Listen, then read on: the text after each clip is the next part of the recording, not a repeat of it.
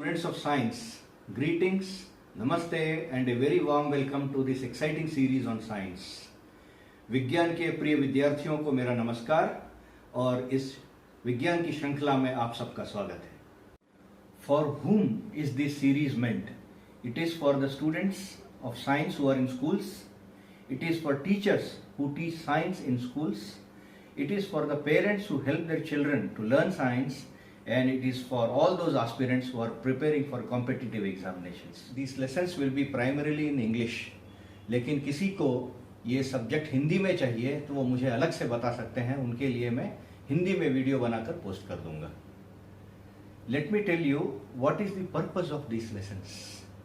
Friends, I have found that most school students learn science like history, that is by mugging up. Now please tell me, how can a subject which is so experiential in nature be learnt by mugging up? If the concepts are not understood, how will the people apply when they grow up? By forgetting what has been learnt earlier, there cannot be growth. Somehow passing the exams cannot be the goal.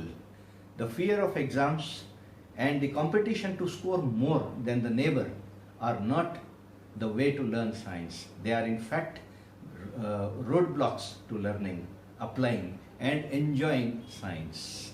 Hence, the lessons are designed in such a way that the learner will find it very difficult to forget what he or she has learned. Coming to the subject, friends, what is science? Vigyan hai kya? In short, we can say that science is the study of nature. यानी प्रकृति की पढ़ाई ही विज्ञान है. Study of whatever is inside me, whatever is outside me, whatever is around me, near me, far away from me, it's all study of science. The study of living beings, non-living objects, from a small atom to the infinite universe, everything is science. Because the subject is so wide, wise people have classified or sectionized it as per their requirements into physics, chemistry, botany, astronomy, etc. And these subjects have been further divided, like chemistry has been divided into physical chemistry, organic chemistry, etc. Biology has been divided into botany, zoology, etc. These classifications are for convenience and at higher levels for depth in study. However, we will see that at various levels, the various subjects of science, they merge together, they get integrated. For example, density is taught as a subject of science, subject of physics in the school, but a doctor also should have very good knowledge of density. So friends, if the subject is so interesting and useful, how should we study it? By mugging up? Certainly not. So how? Now you tell me, how did Newton study gravity or light? How did Archimedes study buoyancy? Let's come to the points as to how a person can really study science. The first is by observations.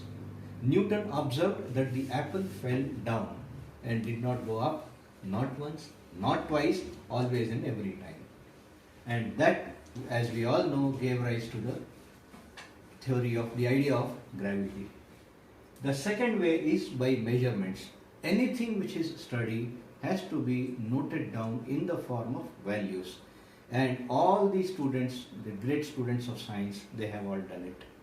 Whether it is Newton, whether it is Aryabhatta, or whether any biologist, they all have done measurements.